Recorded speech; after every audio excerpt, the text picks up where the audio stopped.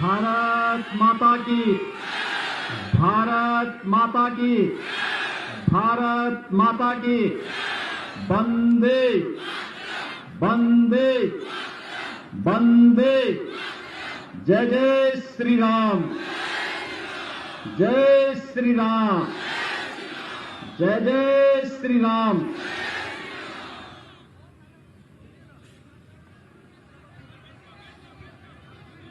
सरदे rice,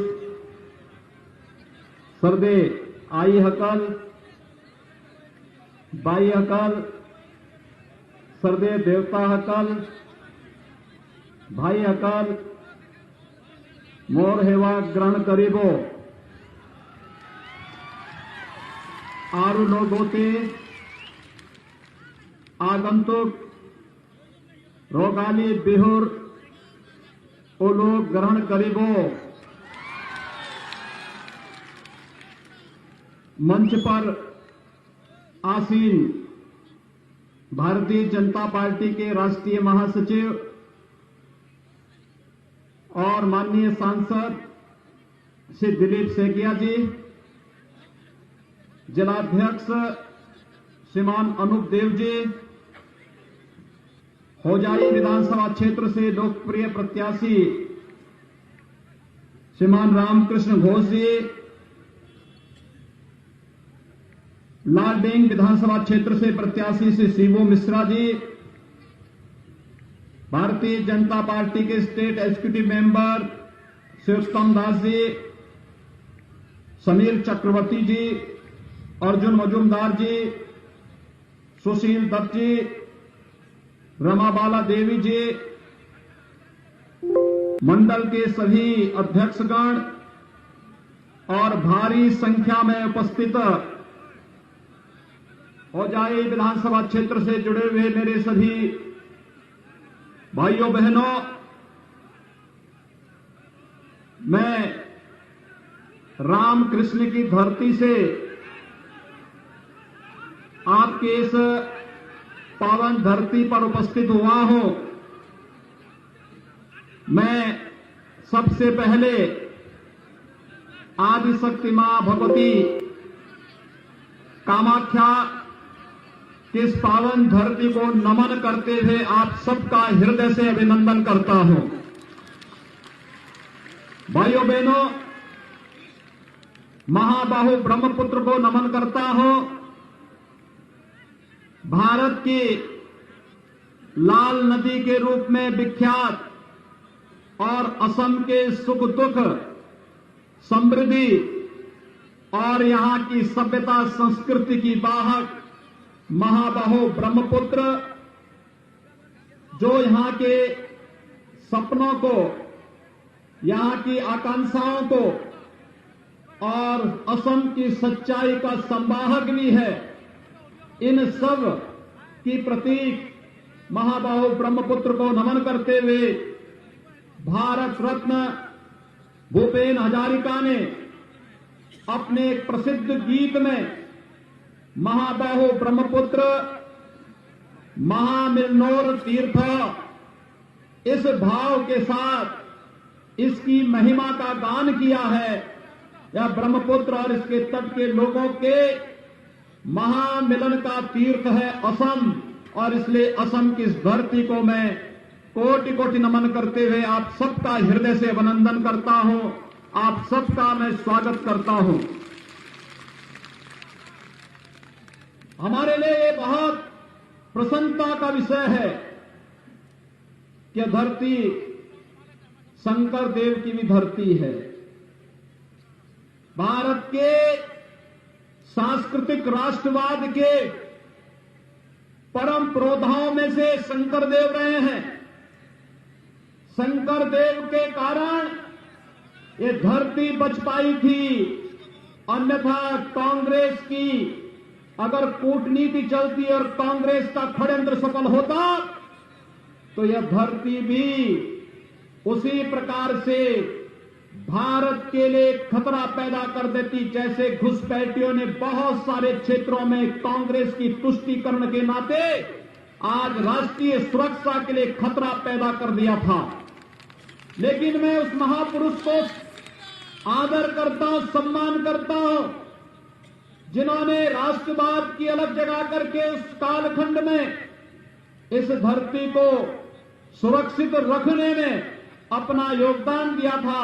Shankar देव के, श्रीमान शंकर देव की इस धरती को मैं कोटि कोटि नमन करते हुए भारत के सांस्कृतिक राष्ट्रवाद के उस महापुरुष के प्रति विनम्र श्रद्धांजलि भी अर्पित करता हूं। भाइयों बहनों, शंकर देव ने हमें, श्रीमान शंकर देव ने हमें घुसपैठ की समस्या के प्रति सचेत किया था और इसीलिए कांग्रेस शंकर देव को कभी बर्दाश्त नहीं कर पाई, क्योंकि कांग्रेस की नीति विकास नहीं, कांग्रेस की नीति समृद्धि नहीं, कांग्रेस की नीति आप सबकी खुशहाली कभी नहीं रही। उसकी नीति तुष्टीकरण की नीति थी, केन प्रकार सत्ता प्राप्त करने की नीति थी और उसकी कीमत एक लंबे समय तक असम वासियों को चुकानी पड़ी थी, उग्रवाद के रूप में, अलगाववाद के रूप में। मैं अभिनंदन करूंगा आप सबका कि आपने पिछली बार भी भारतीय जनता पार्टी को समर्थन देकर के आदरणीय प्रधानमंत्री नरेंद्र मोदी जी के नेतृत्व पर विश्वास किया था और श्री सर्वानंद सोनोवाल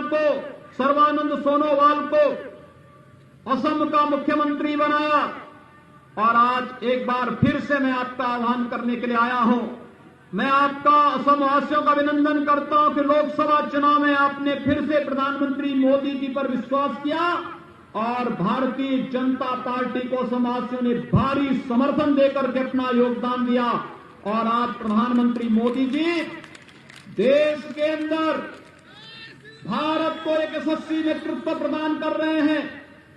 आपने देखा होगा मोदी जी की नीतियों में न जाति का, न क्षेत्र का, न भाषा का, भारत के किसी नागरिक के साथ कोई भेदभाव नहीं, विकास सबका, सबका साथ, सबका विकास, सबका विश्वास के भाव के साथ सरकार कार्य कर रही है, लेकिन तुष्टीकरण किसी का नहीं। इस भाव के साथ कार्य करने की भारतीय जनता पार्टी की, मोदी जी के नेतृत्व की सरकार का यह कार्य आज भारत को विकास की एक नई ऊंचाइयों पर पहुंचा रहा है। भाइयों बहनों, हमारा पूर्वोत्तर भारत विकास की आस देखता रहता था। पूर्वोत्तर भारत का विकसित विकास नहीं हो पाता था क्योंकि सरकार के एजेंडे में, पिछली सरकारों के एजेंडे में कभी पूर्वोत्तर भारत नहीं था।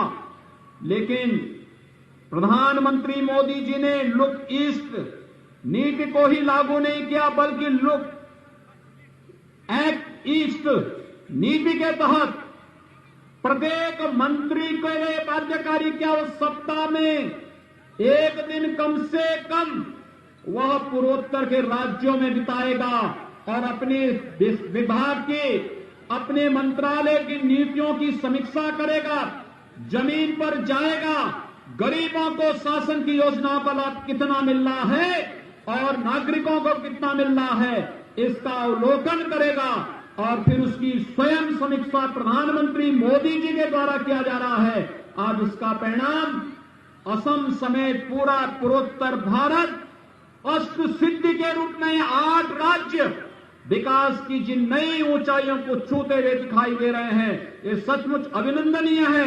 मैं प्रधानमंत्री मोदी जी का इसके लिए हृदय से अभिनंदन करता हूं, उनका स्वागत करता हूं। भाइयों बहनों, जब यशस्वी नेतृत्व किसी देश को प्राप्त होता है तो हर एक क्षेत्र में देश को यशस्वी नेतृत्व प्रदान करता है। विगत 1 वर्ष पूरी दुनिया के लिए, पूरे भारत के लिए कोरोना की महामारी के रहे हैं। आपने देखा होगा कोरोना महामारी के कारण प्रधानमंत्री मोदी जी के नेतृत्व में जो पूरे देश के अंदर एक विश्वास जागृत हुआ, गरीबों को मुफ्त में खाद्यान्न उपलब्ध कराना प्रधानमंत्री कल्याण गरीब पैकेज के माध्यम से और आत्मनिर्भर भारत की जिस परिकल्पना को साकार किया है प्रधानमंत्री मोदी जी ने, आज वह एक नए भारत भव्य भारत की तस्वीर हम सबके सामने प्रस्तुत करता है, जो अब भारत दुनिया की एक महाताकत बनने की ओर अग्रसर है। आपने भाइयों बहनों अभी हाल ही में अमेरिका के राष्ट्रपति बाइडेन के वह वक्तव्य सुना होगा, जिसमें उन्होंने प्रधानमंत्री मोदी जी का अभिनंदन किया है, जिसमें उन्होंने कहा है कि भले ही कोरोना से प्रबंधन किसका कैसा रहा यह समय बताएगा, लेकिन प्रधानमंत्री मोदी जी के प्रबंधन का लोहा दुनिया ने माना है। और यही नहीं, अपने देश के नागरिकों के लिए 2 वैक्सीन एक साथ देने का कार्य भी प्रधानमंत्री मोदी जी ने किया। और न केवल भारत को बल्कि भारत के मित्र देशों को बचाने का कार्य भी भारत के कोरोना वैक्सीन के माध्यम से प्रधानमंत्री मोदी जी ने किया है।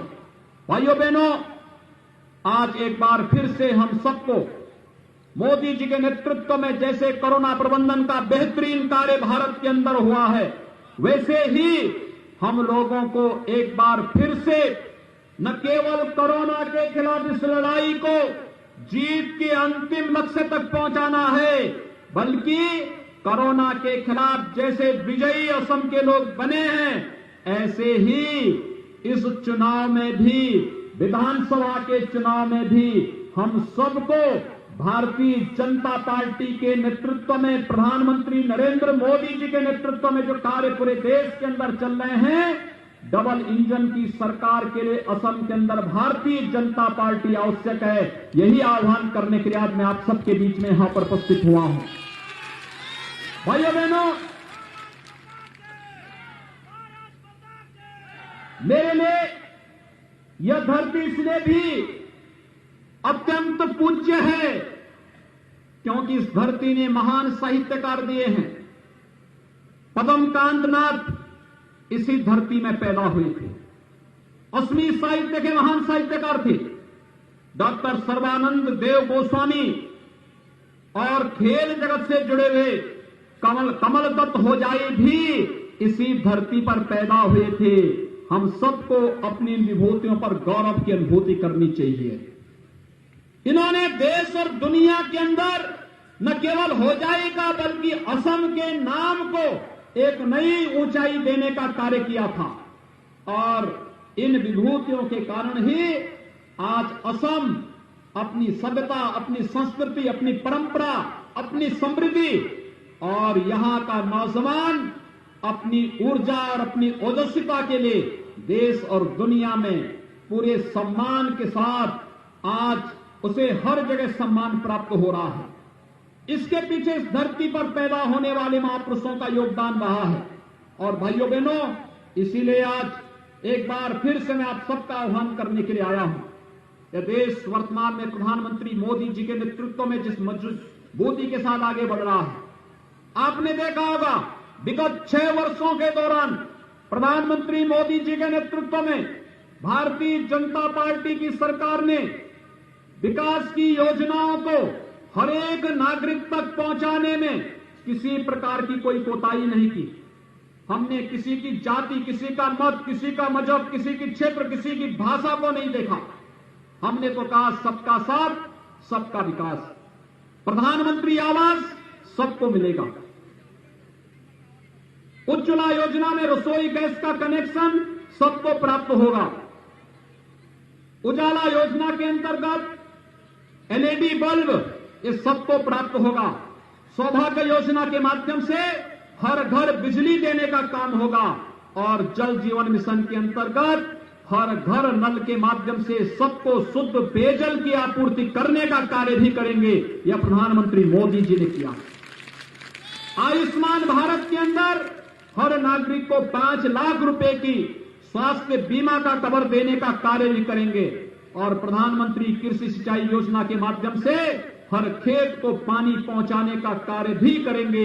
ये प्रधानमंत्री मोदी जी की योजना का हिस्सा है। इसमें कहां जाती है, यहां पे कहां मत और मजहब की बात आती है। यहां पे तो विकास सबका, योजनाओं का लाभ सबको, एक नीति के तहत विकास की योजनाओं को घर घर, गांव गांव तक पहुंचाने का कार्य क्या करने का जो प्रयास हुआ है, आज भाइयों बहनों वो हर एक क्षेत्र में देखने को मिल रहा है। लेकिन साथ साथ बड़े इंफ्रास्ट्रक्चर के कार्य होने चाहिए। कहीं हाईवे, कहीं रेलवे, कहीं एयरपोर्ट, कहीं आईआईटी, कहीं मेडिकल कॉलेज। और मुझे प्रसन्नता है इस होजाई विधानसभा क्षेत्र में भी एक नए मेडिकल कॉलेज के निर्माण की स्वीकृति को यहां के माननीय मुख्यमंत्री श्री सोनोवाल जी ने यहां के लिए स्वीकृत किया है। एम्स के निर्माण की कार्रवाई युद्ध स्तर पर आज देश के अलग अलग स्थानों पर प्रारंभ हुआ है। इंफ्रास्ट्रक्चर डेवलपमेंट के माध्यम से विकास की एक नई गति देने, परंपरागत उद्यम को बढ़ावा देने के लिए आत्मनिर्भर भारत, वोकल फॉर लोकल की परिकल्पना को प्रधानमंत्री मोदी जी ने भारत के नागरिकों को दिया। लेकिन साथ साथ भाइयों बहनों, आप याद करिए, हम कश्मीर के लिए लड़ा करते थे, कहा करते थे एक देश में 2 प्रधान, 2 विधान, 2 निशान नहीं चलेंगे, नहीं चलेंगे। 1952 में कांग्रेस ने तुष्टीकरण की नीति को पोषक करते हुए भारत के संविधान में धारा 370 डाल करके कश्मीर को आतंकवाद के हवाले कर दिया था। और बंगाल की धरती पर पैदा होने वाले डॉक्टर श्यामा प्रसाद मुखर्जी ने तब उद्घोष किया था, एक देश में 2 प्रधान, 2 निशान और 2 विधान नहीं चलेंगे। डॉक्टर श्यामा प्रसाद मुखर्जी के सपने को साकार किया है प्रधानमंत्री मोदी जी ने और गृह मंत्री अमित शाह जी ने। कश्मीर में धारा 370 को समाप्त करके आतंकवाद की ताबूत पर अंतिम कील ठोकने का कार्य नहीं किसी ने किया, प्रधानमंत्री मोदी जी ने किया है। आज भाइयों बहनों, होजाई के लोग भी, अगर होजाई का नौजवान भी अगर चाहेगा, कश्मीर में जाकर के जमीन खरीद सकता है, वहां निवास कर सकता है, कोई आपको रोक नहीं सकता है। लेकिन कांग्रेस ने पाबंदी लगाई थी कि होजाई या असम का नागरिक जम्मू कश्मीर में जमीन नहीं खरीद सकता। और तो और, मैं जब भी जाता हूं, आज प्रातःकाल मुझे मां कामाख्या का दर्शन करने का सौभाग्य प्राप्त हुआ था। मैं जैसे ही मंदिर परिसर में पहुंचा, मैंने वहां प्रणाम किया, तब तक मुझे चारों ओर से एक नारा सुनने को मिला। मां कामाख्या देवी के प्रति लोगों के मन में अपार श्रद्धा का भाव है। पूरा देश बड़ी श्रद्धा के साथ यहां पर आकर के मां का अनुष्ठान करता है, उनसे शक्ति अर्जित करता है। लेकिन साथ साथ जैसे मंदिर परिसर में मैं गया था, मुझे एक ही आवाज सुनाई दी थी और हर एक मुंह से, बच्चे हो, नौजवान हो, महिलाएं हो, पुरुष हो, बुजुर्ग हो, किसी भी उम्र का व्यक्ति एक ही बात कहता था, जय श्री राम, जय श्री राम का। भाइयों बहनों, ये हमारा एक संबोधन है। राम हमारा संबोधन है, हमारा शिष्टाचार है, हमारी सभ्यता है, हमारी संस्कृति है, हमारा राष्ट्र का प्रतीक है और हमारी सभ्यता और संस्कृति के साथ साथ हमारे पुरोधा भी हैं। भारतीय सभ्यता और संस्कृति के परम पुरोधा है। उन्होंने भारत को एक दिशा दी है। भारत के सांस्कृतिक राष्ट्रवाद की नींव की आधारशिला रखी है। राम के बगैर भारत का काम चल ही नहीं सकता है और राम पर भारत का हर वासी बच्चा बच्चा गौरव की अनुभूति करता है। भाइयों बहनों, हम लोग कहा करते थे कि रामलला हम आएंगे, मंदिर वहीं बनाएंगे, यही बोलते थे ना। असम का नौजवान भी जाता था तो यही बोलता था, रामलला हम आएंगे, मंदिर वहीं बनाएंगे।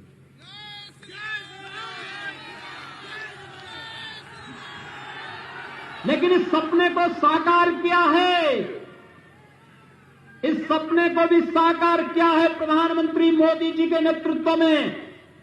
भारतीय जनता पार्टी की सरकार ने सारी बाधाओं को दूर करके आज अयोध्या में भगवान राम का भव्य मंदिर के निर्माण का कार्य युद्ध स्तर पर प्रारंभ हो चुका है। और मैं अभिनंदन करूंगा असम वासियों का कि भाइयों बहनों, अभी राम मंदिर निर्माण के लिए जो निधि समर्पण की योजना थी, उसमें असम के नागरिकों ने भी बहुत अच्छा योगदान किया है। मैं इसके लिए आपका अभिनंदन करता हूं, आपका आभार व्यक्त करता हूं। आपके द्वारा दिए गए समर्पण से भगवान राम का भव्य मंदिर बनेगा, भारत माता का ऐसा भव्य मंदिर बनेगा जो नए भारत की नई तस्वीर दुनिया के सामने रखेगा।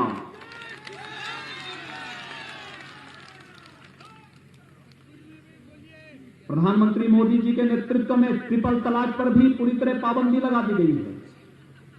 अब 3 तलाक कह करके कोई नारी गरिमा के साथ ठेस नहीं पहुंचा सकता है। 3 तलाक की बात करेगा तो जेल के अंदर भारत की जेलें उसका इंतजार करेंगी। ये सुरक्षा देने का कार्य भी बहन और बेटियों को किसी ने किया है, प्रधानमंत्री मोदी जी ने किया है। और भाइयों बहनों, अगर दुश्मन देश भारत के अंदर घुसपैठ करके भारत के अंदर किसी प्रकार की कोई गुस्ताखी करेगा तो एयर स्ट्राइक और सर्जिकल स्ट्राइक का काम भी प्रधानमंत्री मोदी जी के नेतृत्व में भारत के बहादुर जवानों ने करके दिखाया है। सरकार तो ऐसी ही चाहिए जो विकास भी करा सके, समृद्धि भी ला सके, नौजवानों के लिए रोजगार भी दे सके, हमारी माताओं बहनों की गरिमा का ख्याल भी रख सके और साथ साथ सभ्यता और संस्कृति की सुरक्षा के साथ ही भारत को परम वैभव तक पहुंचाने के सपने को साकार करके एक भारत श्रेष्ठ भारत की परिकल्पना को साकार कर सके। और यह कार्य प्रधानमंत्री मोदी जी के नेतृत्व में पूरे भारत के अंदर चल रहा है। असम के अंदर सर्बानंद सोनोवाल जी के नेतृत्व में यह कार्य भारतीय जनता पार्टी की सरकार ने पिछले 5 वर्षों के अंदर किया है और अगले 5 वर्ष के लिए आप सबका समर्थन और सहयोग प्राप्त करने के लिए एक बार फिर से हम सब आपके बीच में यहां पर उपस्थित हुए हैं। और इसके लिए मैं आप सबसे आह्वान करूंगा, होजाई से भारतीय जनता पार्टी ने श्री रामकृष्ण घोष को अपना प्रत्याशी बनाकर के आपके बीच में भेजा है और श्री शिबू मिश्रा को लालडिंग से भी भारतीय जनता पार्टी ने अपना प्रत्याशी दिया है। भाइयों बहनों, ये दोनों प्रत्याशी हैं, दोनों प्रत्याशियों को आपने पहचान लिया है ना? इनको समर्थन देंगे? मेरे साथ हाथ उठा करके बोलेंगे, दोनों हाथ उठा करके, जहां तक मेरी आवाज जा रही है दोनों हाथ उठाएंगे, बोले जय जय श्री राम, जय जय श्री राम, जय जय श्री राम। कमल चुनाव चिन्ह पर भारतीय जनता पार्टी के समर्थन में भारतीय जनता पार्टी के प्रत्याशियों को भारी बहुमत से विजयी बनाने की अपील करते हुए मैं आप सबका अभिनंदन करता हूं। धन्यवाद। जय श्री राम।